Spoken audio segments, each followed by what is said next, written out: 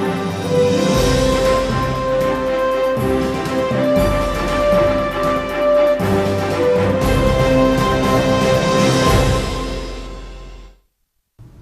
morning, Belen. I'm Stephen Calles. And I'm Frankie Blanco. Welcome to this edition of WBLN for today, May 13th, 2016. Well, it's finally here, the Ateneo. The Ateneo is a literary magazine produced by members of Miss Garganta's creative writing class, with contributions made by other students. The main themes of the magazine is Miami. Poems, short stories, and photos all about our city were submitted and placed in the magazine. When Ateneo's production began, we decided that the theme was going to be centered around Miami and how it has transformed from the 1950s until now.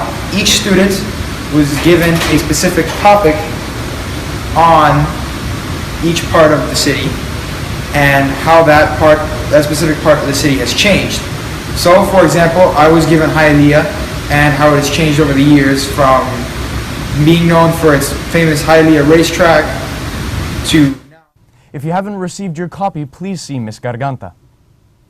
Yesterday, the 8th grade class enjoyed their traditional Churrasco lunch. After, they played a game of kickball against some of their favorite teachers. Congrats on a great year, guys. Donald Trump and House Speaker Paul Ryan met yesterday amid signals that the Republican Party will work to piece itself together after a fractious primary.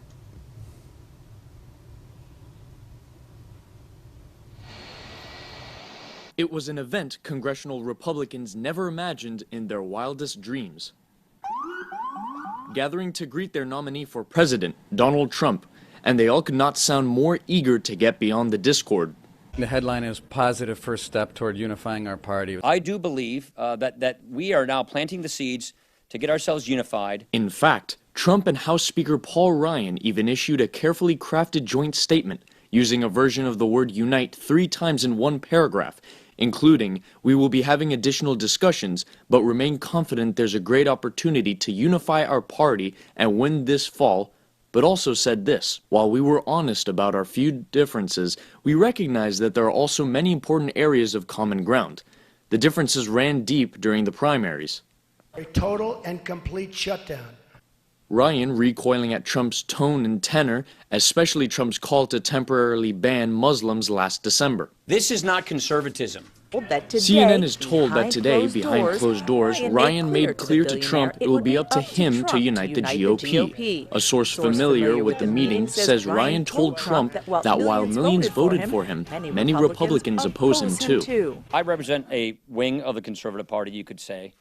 He's bringing a whole new wing to it. He's bringing new voters that we've never had for decades. That's a positive thing. Still, Ryan was not yet ready to endorse Trump. This is a first very encouraging meeting. But again, in 45 minutes, you don't litigate all of the processes and all the issues and the principles that we are talking about. A source familiar with the meeting said Ryan brought up something near and dear to his heart, balancing the budget by reforming Medicare and Social Security, which Trump has argued he doesn't want to touch. And a source tells CNN that during the meeting, Trump mostly listened and said all the right things. The most anticipated meeting of the day was the first. Just these 3 men, Trump, Ryan, and Republican Party Chair Reince Priebus. CNN is told Priebus has been working hard behind the scenes for a week to bridge the divide between the two. It's important to be unified. Brazilian Vice President Michel Temer assumed power as the nation's interim president today. It came after President Dilma Rousseff was suspended by the Senate for up to 180 days while her impeachment trial gets underway. Rousseff is retaining her title as president by law, but she will not be fulfilling the duties of that office. Corruption allegations have been dogging Rousseff's administration since 2011. In December, a bid to impeach her was launched by the then Speaker of the lower house of Congress, Eduardo Cunha. He argued she was guilty of breaking budgetary laws by borrowing from state banks to cover a shortfall in the deficit and pay for social programs in the run-up to her 2014 re-election. She has also been blamed for Brazil's worst recession since the 1930s, now in its 2nd year.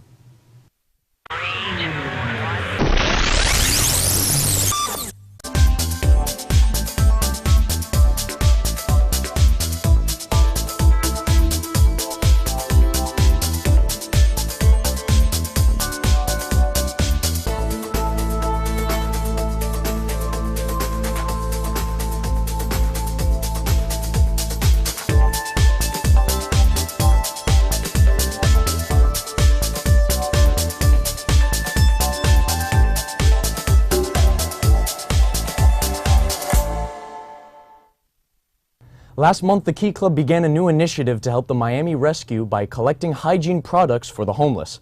Yesterday, members of the Key Club's staff delivered 50 totes full of toothpaste, shaving cream, and deodorant.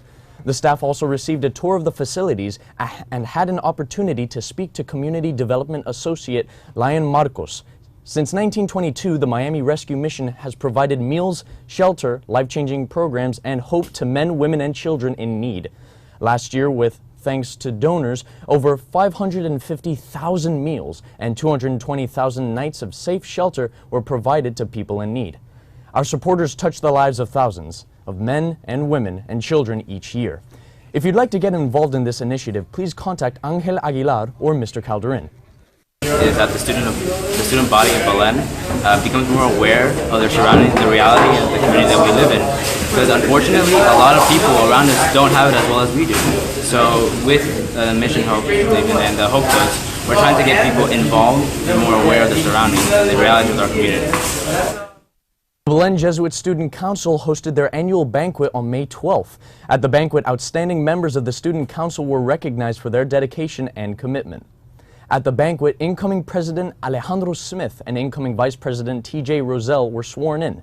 They were sworn in by alumnus Matthew Jordan, who was Student Council President in 2008. Congratulations to both of them. Now stay tuned as we bring you weather and sports right after these messages.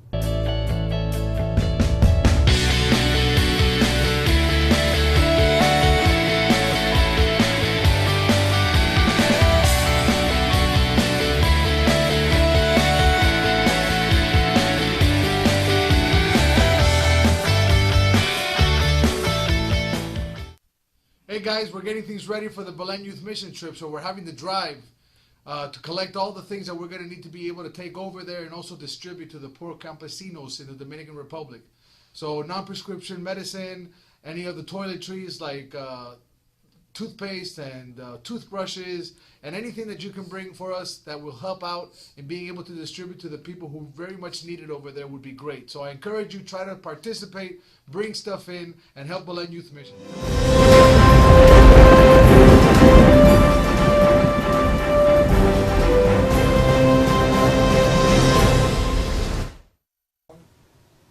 What's up, guys? It's finally Friday. It's looking a little crazy out there, but it should clear up towards the end of the day. Let's take a look at the map. Today should be looking pretty good outside, but exception of a couple of rain showers throughout Miami-Dade. So be careful out there. Let's take a look at the highs and lows for today. Today have a high of 86, a low of 73, relative humidity at 60%. Winds coming in at the east-northeast at 11 miles per hour, mostly cloudy with a low chance of rain today. Let's take a look at the next 3 days. Saturday, Sunday, and Monday, we should be pretty hot outside, with highs in the low 90s and lows in the mid-70s, with very little chance of rain for the next 3 days. That's all for your forecast. Enjoy your weekend, and let's pass it on to